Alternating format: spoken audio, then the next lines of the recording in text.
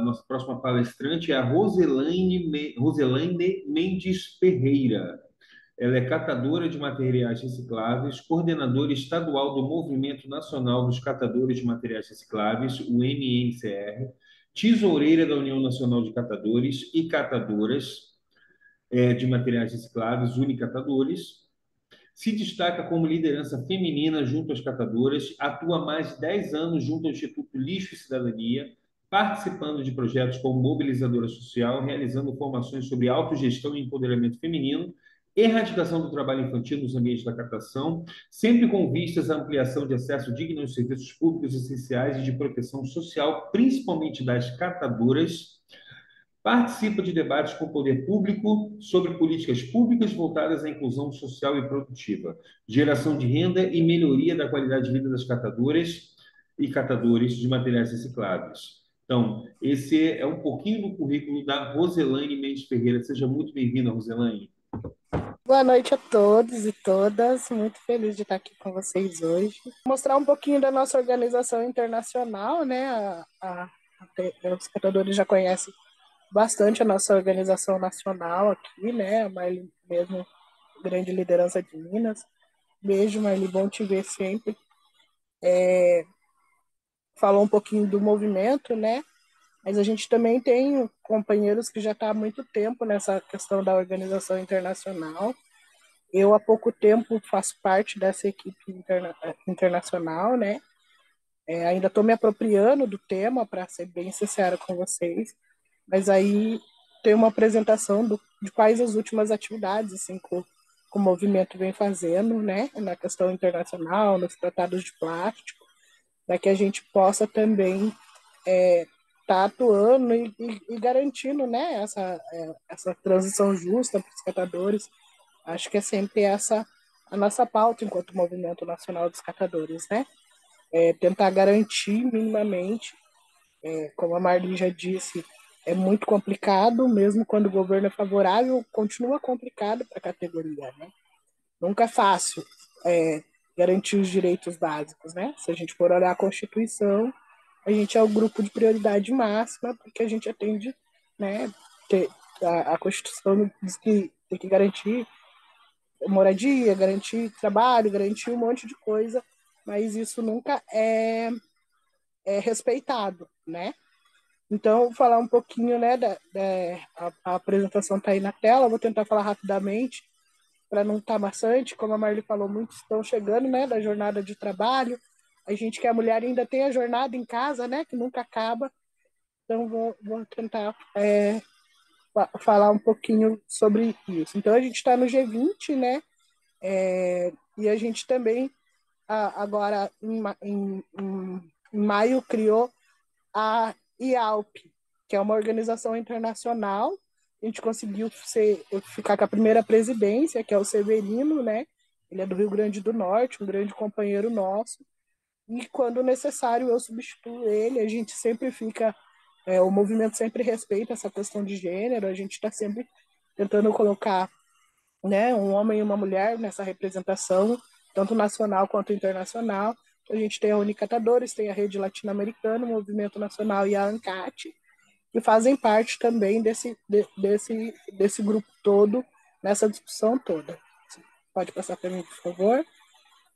Então, aqui tem o mapa das regiões, né, da América Latina e Caribe, o qual a gente já conseguiu fazer visita em alguns países, já tem ação em alguns países, né, para que a gente também, o movimento nacional, até pela questão da quantidade de anos que já existe, né, são mais de 20 anos de história, então ele tem muita expertise, então a gente acaba sendo referência, inclusive internacional. Então a gente acaba sendo convidado para mostrar as nossas experiências e um pouco do nosso conhecimento. Pode passar. Então, essa é aqui, como eu falei, a gente começou em 2008, né, essa questão internacional, alguns eventos foram no Rio Grande do Sul, e agora a última assembleia foi na Argentina. Pode passar. Então, Isso foi um congresso que teve, que a gente participou, mas pode passar. A Constituição, né, o processo de Constituição, teve uma assembleia ampla com todos os países praticamente do mundo, né? Foi, foi, foi, foi muito bem trabalhado, discutido estatuto, discutido tudo para que chegasse nessa assembleia, o qual a gente conseguiu, por votos, né? Foi democrática, ficar com a presidência. Pode passar, por favor. Isso são as imagens onde a gente consegue atingir, né? Então, a gente está na Ásia, a gente está na África, América Latina, América do Norte, todos esses países que estão aí têm representação, tá? Então, essa instituição internacional que a gente criou para discutir o Tratado de Plástico, entre outras coisas que a gente precisa tratar internacionalmente, essa é a diretoria composta. A gente fez questão de que, se o presidente fosse homem, as outras duas lideranças fossem mulher, e não do mesmo país, por isso ficou Severino do Brasil, a Sushila da Índia e a Mad da África. Então ficou bem distribuído, com a representação feminina muito forte dentro dessa organização. Né? A foto desse congresso também, para validar, né, o que foi feito, discutido. Pode passar. Aí as fotos, né, do dia da posse, então são companheiros de todo o mundo, praticamente, né? E aí, então, como a gente sabe, a gente tem um governo favorável, né? Então, agora o Severino acaba junto com o pessoal, né? Tem o apoio dos ministérios nessas atividades internacionais, o que é bem interessante. Como eu falei, o Brasil acaba sendo referência, e isso possibilitou que os outros catadores pedissem esse apoio também para estar participando desses eventos, né? Então, hoje, quando o Severino se inscreve para participar dessas delegações, ele vai como representante dos ministérios do Brasil, com o apoio das embaixadas, onde nos países, né, que ele tiver, né? Quando eu fui também com ele, já fui em alguns lugares com ele, também tem todo esse apoio das embaixadas com a nossa estadia nesses países. Pode passar, por favor. Então, essa é a sede da ONU em Genebra, né? Que tivemos lá com o Severino. Pode passar.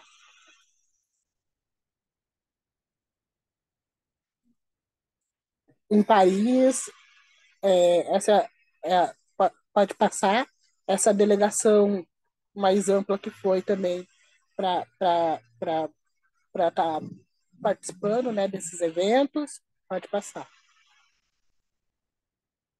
Aqui no Quênia,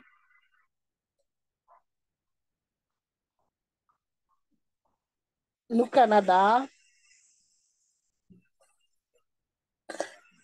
esse é um projeto Adelante, né, que é um projeto é, de empoderamento, de formação também, né, um projeto que buscou recurso para potencializar alguns países que ainda estavam com a dificuldade muito grande, né, de reconhecimento da categoria, né. Hoje, apesar de todas as nossas dificuldades, que a gente sabe que são muitas, questão de galpão, questão de valor de material, vários tipos de questões, hoje, pelo menos, a categoria já existe, né? Então fica mais fácil, a gente tem a Lei 2.300, não que fique fácil, porque é sempre muito difícil, né? A gente tem a Lei dos Resíduos Sólidos, que nos dá subsídio para discutir nos municípios, né? Fora as leis estaduais. Então, isso também a gente leva como exemplo para os outros países, né? As leis que a gente aqui conseguiu, né, junto com esse governo, para poder que eles também consigam algo similar nos outros países, porque muitas vezes a gente sabe que até aqui já aconteceu, né? A gente de quererem retirar a gente das ruas ou dos postos de trabalho, não querer validar o nosso trabalho, o nosso esforço, né? Então a gente além de ter essa luta diária, né, no país, a gente está tentando dar subsídio para os companheiros de fora também. Então, aí é isso. E daí também a gente tem outros companheiros que, além de mim, do Severino, que estão participando dessa questão da transição justa, da questão do tratado do plástico, né? Porque hoje se fala em eliminar os plásticos, né? O que a gente concorda em alguns aspectos, né? Principalmente os plásticos que não têm reciclabilidade. Então, a gente vê hoje um grande número de plástico indo para o aterro, e até para a gente é prejudicial, né? Porque a gente acaba tendo que trabalhar esse plástico que vai para o aterro, né? Quando se fala esses plásticos de BOPP, são plásticos, né? Esses laminados principalmente, né? Para quem não é da catação e não está acostumado, os plásticos laminados, de salgadinho, que estralam, são plásticos que a gente acaba tendo que fazer a triagem dele, mesmo quando ele vai por rejeito, porque se ele passou pela mesa e passou pela esteira, você está mexendo nele, né?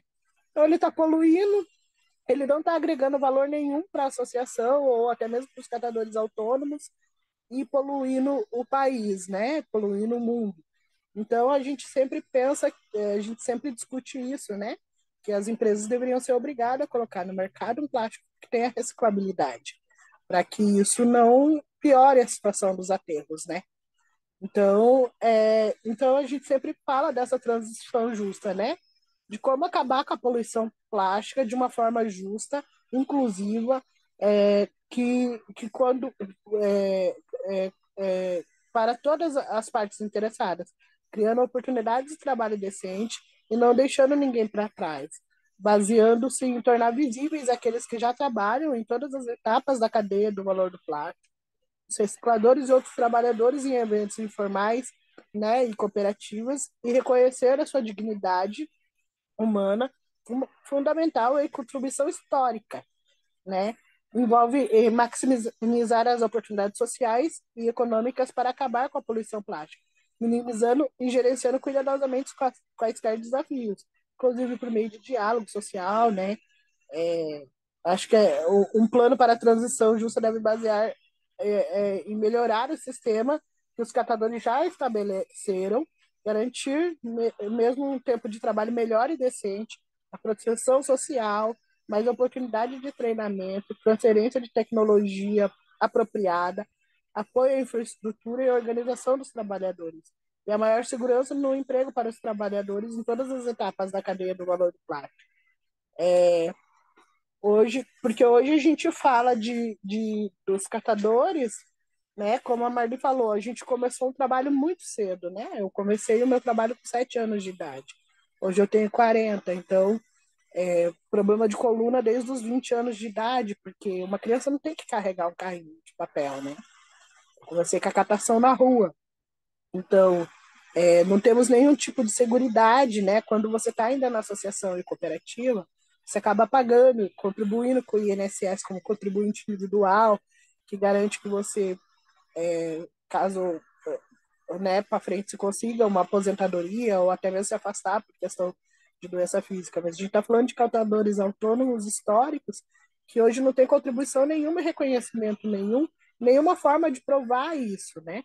Então, quando esse trabalhador se machuca, ele fica à mercê, né? Quando o preço cai, ele fica à mercê. Então, de que forma que a gente consegue, né? Porque se você, muitas vezes nem o próprio CRAS identifica esses catadores como catadores, né? Se você não chegar lá e falar, ó, tem que colocar na minha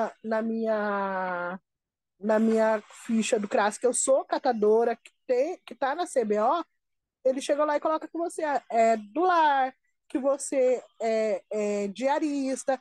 Então, não se chega nem a um número exato de quantos catadores existem no Brasil. A gente não tem um número exato. A gente tem, dentro das nossas instituições, minimamente conforme a gente consegue, porque muitas vezes trabalha sem projeto, doando tempo, né? O INSEA está lá em Minas, aqui a gente tem o Instituto de Cidadania, temos a ANCAT, temos a Unicatadores, que a gente, né, enquanto liderança, acaba coletando esses dados, porque a gente está diariamente nas associações, tentando fazer minimamente uma formação, uma capacitação e coletando esses dados. Mas se for mas os nossos dados, por exemplo, não fecha com os dados do governo federal, porque dentro dentro do próprio CAD único, não tem uma garantia de que aqueles dados são verídicos, né? Porque, como eu falei, muitas vezes o profissional não está é, capacitado para entender qual é a forma de trabalho dos catadores, né? Muitas vezes vai lá uma mãe de família. Por que acontece quando você não está trabalhando, né, numa cooperativa? A Marli, qualquer coisa me corrige. Estou falando da Marli, que é a única catadora que eu sei que está aí. Mas muitas vezes o pai sai coletar, a mãe e os filhos trabalham com esse material em casa. São eles que fazem essa triagem para fazer a venda do material. Aí essa dona de casa vai no CRAS e fala que trabalha para o marido ou que trabalha dessa forma, eles vão lá e coloca ela do lar, não coloca ela como catadora. Mas normalmente numa família, é a família inteira que se envolve na catação. Então todos eles têm que constar no CRAS como catadores. Então às vezes o pai consta como catador, mas a mulher e os filhos não constam como catador de materiais recicláveis. Então esse número acaba não fechando. Então isso é um dos problemas que a gente tem nesse diagnóstico que a gente precisa ter urgentemente, porque daí lança esses programas sociais que é bacana, que é legal, mas que o valor é muito pequeno, porque se a gente for parar para pensar quantos catadores precisam ser atingidos, né? Agora há pouco acabou de sair um edital que mais de 80 cooperativas foram aprovadas e tem recursos para 15. Quer dizer, a, não atendeu todo mundo. Então, de que forma que a gente consegue, mesmo num governo parceiro, que esse recurso chegue nos catadores, né? Que aumente esse valor investido nos catadores. A gente entende que já é um valor maior do que a gente teve no desgoverno, mas mesmo assim ainda é um valor muito ínfimo perto das necessidades dos catadores. A gente está falando de 6 anos sem investimento, que a gente tem os 4 anos do desgoverno e os 2 anos do golpe. Então, a gente está falando de 6 anos sem investimento para os catadores. Então, até mesmo quem tinha equipamento já está numa situação precária, tendo que repor, porque não teve dinheiro de investimento para fazer a manutenção adequada. Tem todo um problema, né, dentro disso. E aí, quando lança, ainda assim, nem todos os companheiros conseguem passar, serem contemplados. Então, a gente está nessa busca nacional e internacional de recursos também, né? Pra a gente, todas essas participações que a gente faz internacionalmente é sempre pleiteando recursos internacionais para que chegue para essas associações e cooperativas, para que de alguma forma a gente consiga minimizar esse impacto que teve do golpe, que a gente tem diariamente. Porque, né, quando você fala da catação, a gente precisa entender até do dólar, né? Porque o plástico tem a ver com o dólar, enfim, com o petróleo. E aí a gente vai sempre tentando estudar um pouco mais, entender um pouco mais por que que a gente está há tanto tempo vivendo na miséria, enquanto nós somos quem produz mais. Todo o material da indústria passa na nossa mão. E quando passa pela nossa mão, o valor menor de lucro fica para a gente. É sempre as indústrias que estão lucrando em cima da mão de obra dos catadores, né? Seja aqui ou fora do país, infelizmente, essa parte é a mesma. Os catadores sempre ficam com a menor parte dessa fatia do bolo, enquanto as empresas, as indústrias tão ricas em cima do nosso trabalho. Então, a gente precisa chegar numa transição justa, que a gente consiga trabalhar o suficiente para ir ser remunerado pelo aquilo que a gente trabalha, né? Porque hoje a gente tem associações e cooperativas fazendo uma carga horária de 12 horas diárias, às vezes até mais. Então a gente precisa entender não, a gente já entendeu, né? Que falta investimento. A gente precisa que esse investimento chegue para que esses catadores e essas catadoras não precisem fazer essa jornada de trabalho tão ampla.